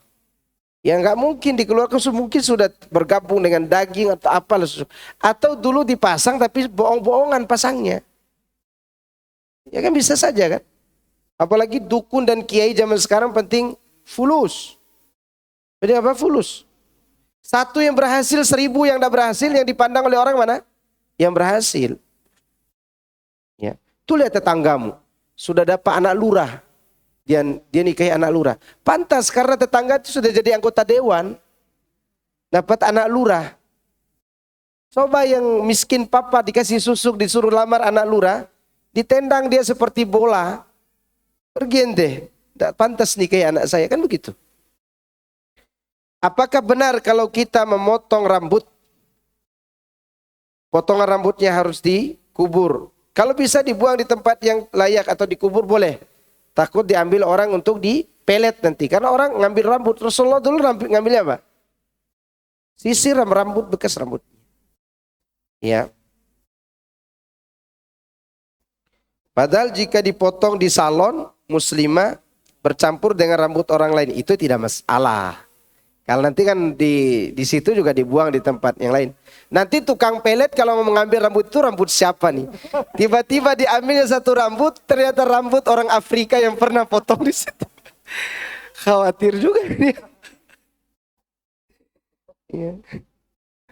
Khawatir juga. Maka jangan was-was juga ya. Assalamualaikum, Ustaz bertanya. Apakah dalam perlindungan dengan Allah dari kejahatan tetap menggunakan kata qul?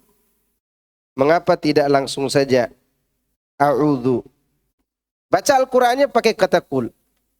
Ya, karena kita mencari berkah dari ayat-ayat Al-Qur'annya. Tetap baca. Ya. Tapi kalau mau memakainya sebagai doa, doa berarti mentakwil namanya. Mentakwilnya menjadi doa. Allahumma inni a'udzu birabbil falaq. Ya. Ini a'udzu birabbil falaq min syarri ma khalaq. Bisa begitu. Itu namanya mentakwil ayat dirubah menjadi doa. Tapi kalau mau berdoa dengan baca ayatnya malah lebih baik. Lebih berkah. Kenapa?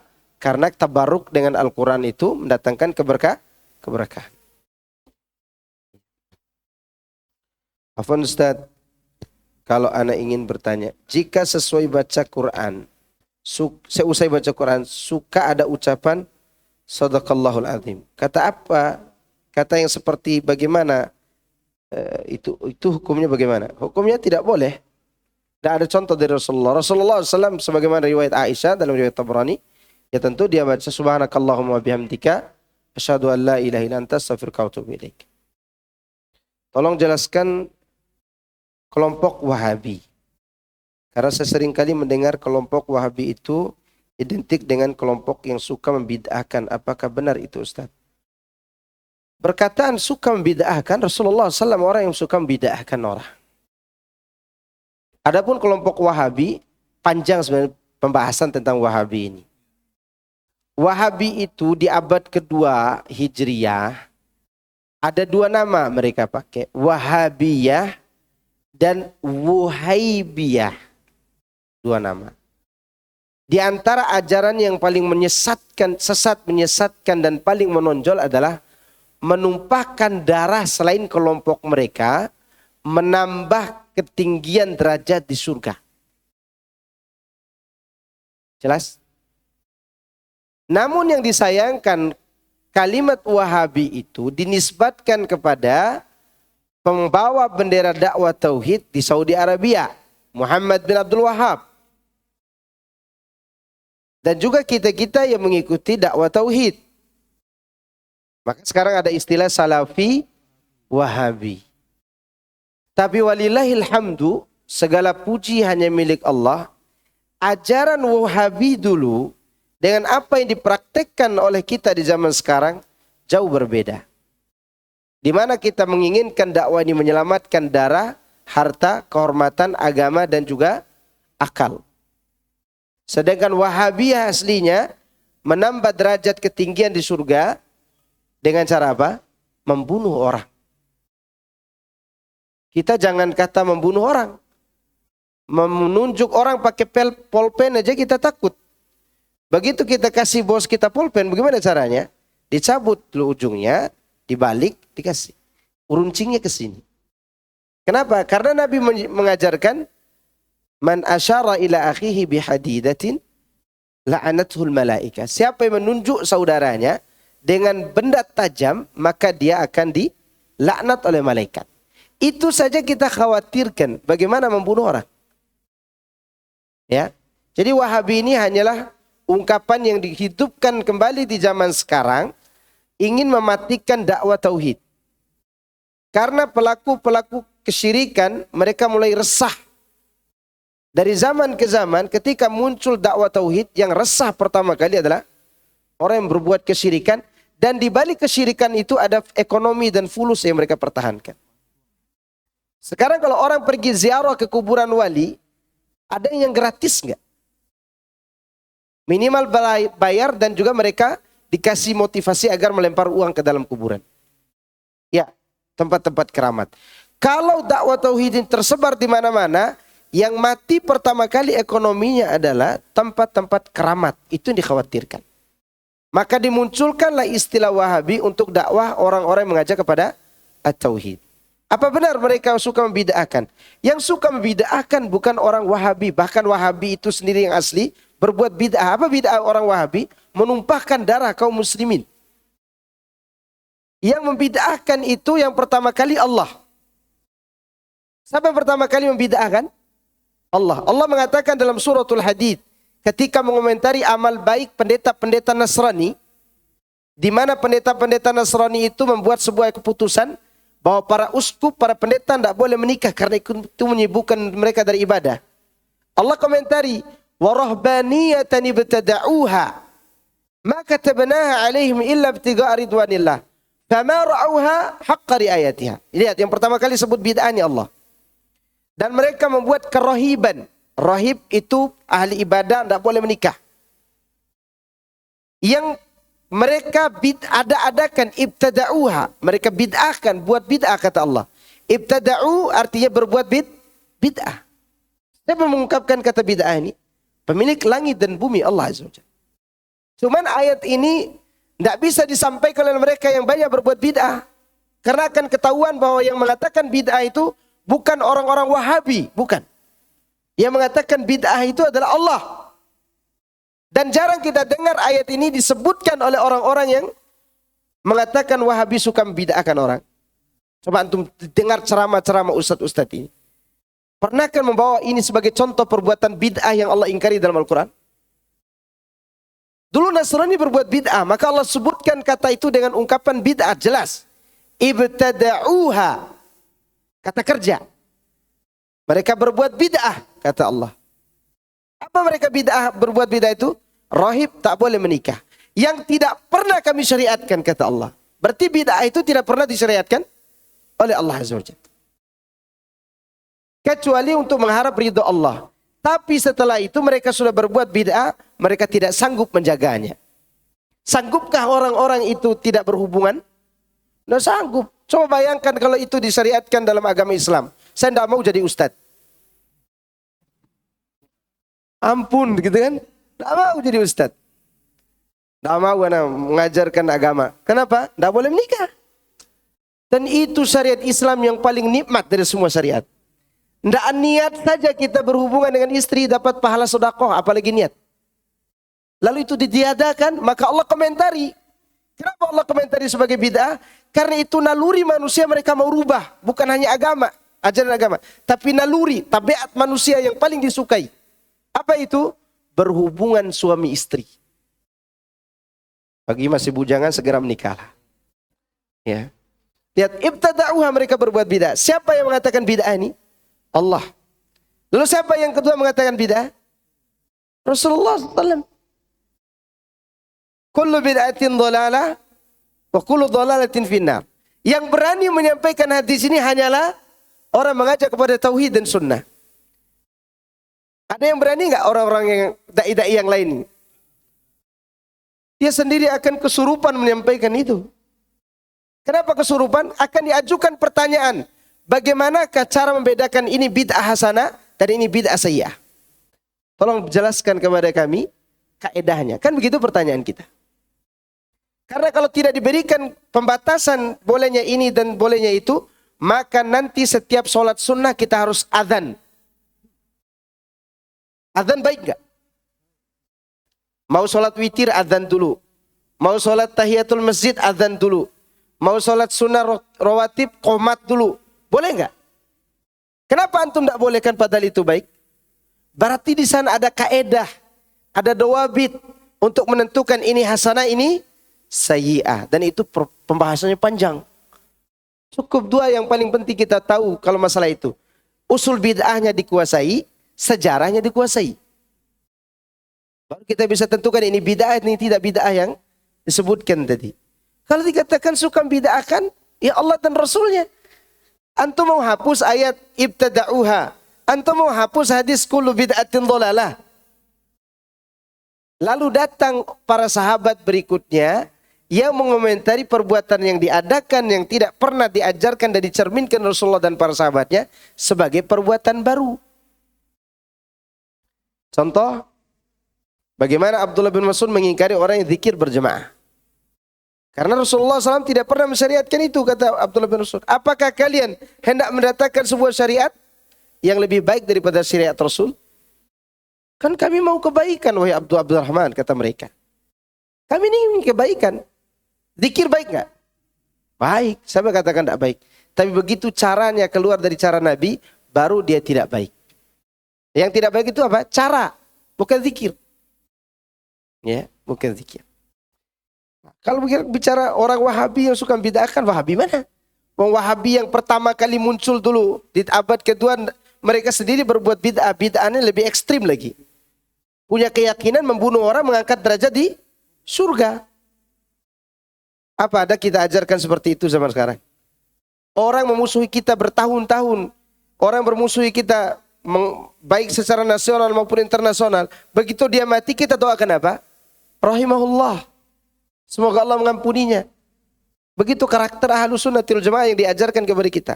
Saya pernah ngobrol dengan beberapa intelijen yang mereka sengaja duduk di majelis kita. Saya heran kajian kalian nih, kata seorang intelijen. Waktu itu dia jenggotnya segini. Dan dia berjujur bahwa dia intelijen. Karena waktu itu ada pistol di belakangnya, ketahuan sama saya. Antum intelijen ya? Oh tahu saya, itu ada pistol di belakang. Keluar pistolnya. Dia ngobrol bahwa Ana sebenarnya sudah tertarik dengan kajian ini, kata dia. Karena setelah Ana teliti-teliti, kata dia. Tidak ada mana pemimpin kalian, mana sekretarisnya, mana yang... Tidak ada koordinator. Tapi seperti di koordinator. Duduk saya di sana sama istrinya, duduk sama isinya. Antum duduk dimanapun kajian salaf itu, isinya sama. Dan tidak pernah ketemu untuk membahas ini yang dikaji nanti.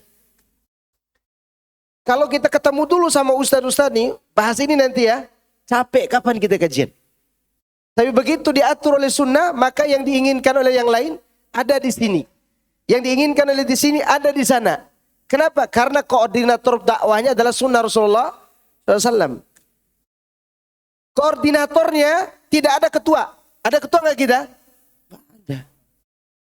Dan yang ketar-ketir itu adalah yang ketika dakwah ini muncul, ekonominya terpapas habis. Karena di balik perbuatan syirik dan bid'ah itu ada fulus yang dicari.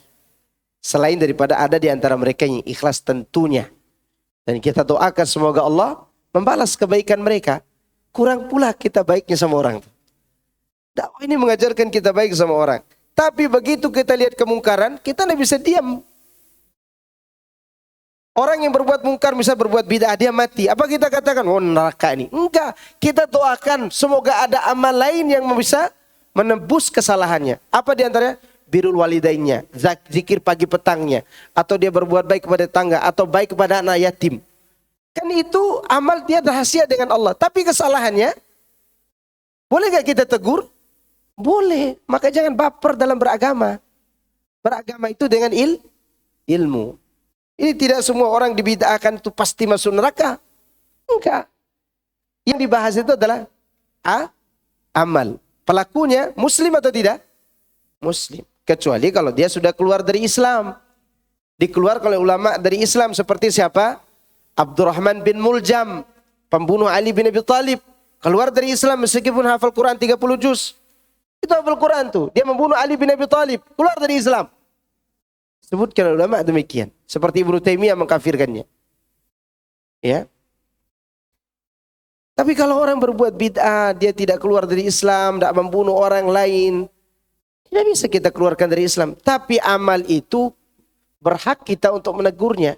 Sebagaimana orang lain berhak menegur kita. Ada yang lebih aneh lagi nih orang-orang yang tidak mau dibid'ahkan. Jangan ikuti dakwah salaf itu. Kenapa? Suka menyalahkan orang lain. Pertanyaan kita, ente lagi ngapain?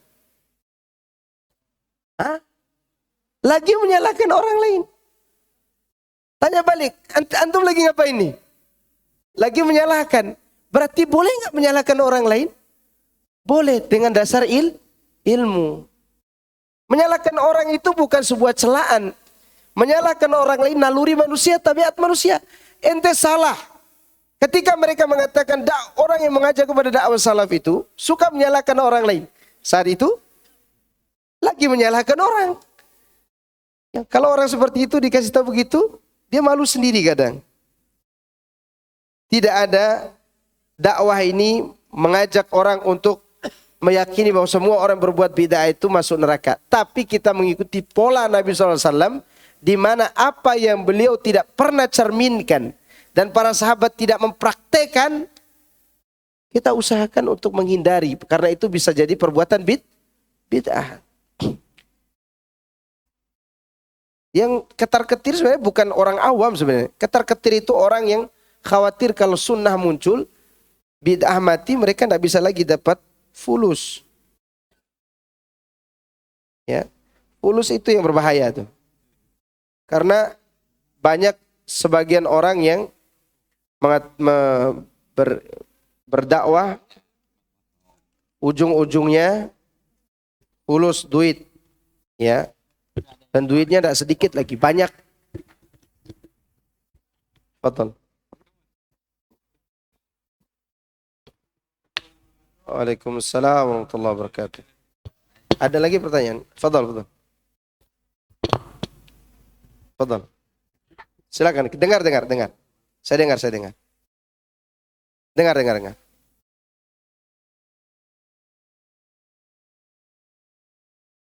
Iya.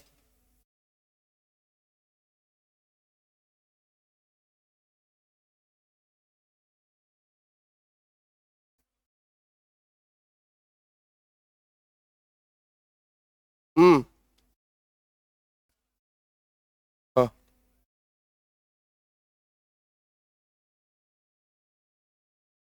Iya, tidak punya iman atau kurang imannya.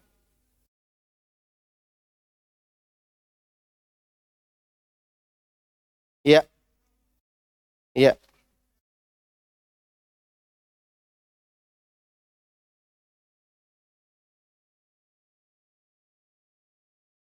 Baik, barakallahu fikum. Betul kata Bapak. Naam. Iya. Baik. Seorang yang dekat hubungan dengan Allah tentu syaitan jauh. Tapi tidak semua orang yang bertakbir ditakuti setan. Tidak semua orang yang membaca Quran ditakuti setan. Kenapa? Karena para teroris pun baca Quran dan bertakbir. setannya tetap bercokol. Setan dalam bentuk apa? Dalam bentuk merubah cara beribadah. Baru benar daripada apa yang Bapak ucapkan tadi, jika ritual ibadah kita betul-betul sesuai dengan apa yang diajarkan Rasulullah SAW. Orang Syiah juga bertakbir. Waktu sholat orang Syiah apa? Takbir. Tapi setan lebih banyak orang Syiahnya. Teroris juga begitu. Dan tadi sudah saya ceritakan bahwa tukang sihir yang saya temui waktu saya muda dulu, juga dia mengucapkan kalimat-kalimat Al-Quran. Tapi begitu mereka campur aduk dan caranya tidak benar, maka di saat itulah tidak berfungsi apa yang mereka ucapkan. Kesimpulannya kembali kepada kemurnian ajaran agama Islam dengan ajaran yang diamalkan, bukan yang ditonton. Bukan yang ditonton dan diperlihatkan atau dibangga-banggakan oleh kita.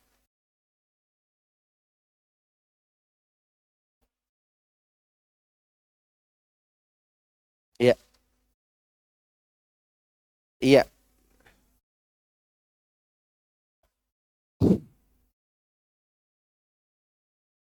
iya, betul, betul. Ya walaupun ada orang sholat, tapi dia juga dukun. Ada orang sholat dukun, ada. Dan itu tidak sedikit. Iya, tergantung.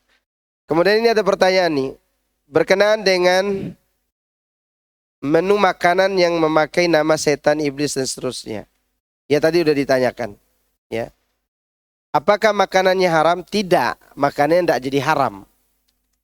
Makanannya tidak haram, tapi penyebaran nama itu membuat setan-setan itu bangga.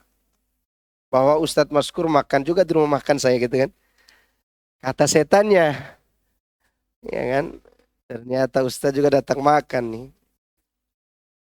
Dan kerap sekali mereka menggunakan panglaris-panglaris yang kayak gitu. Main dukun, main apa namanya itu, tuyul, dan seterusnya.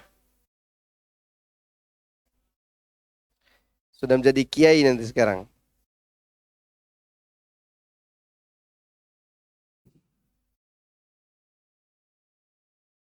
Ada lagi? Cukup? Subhanakallahumma bihamdika. Asyhadu an la ilaha illa anta. Wassalamualaikum warahmatullahi wabarakatuh.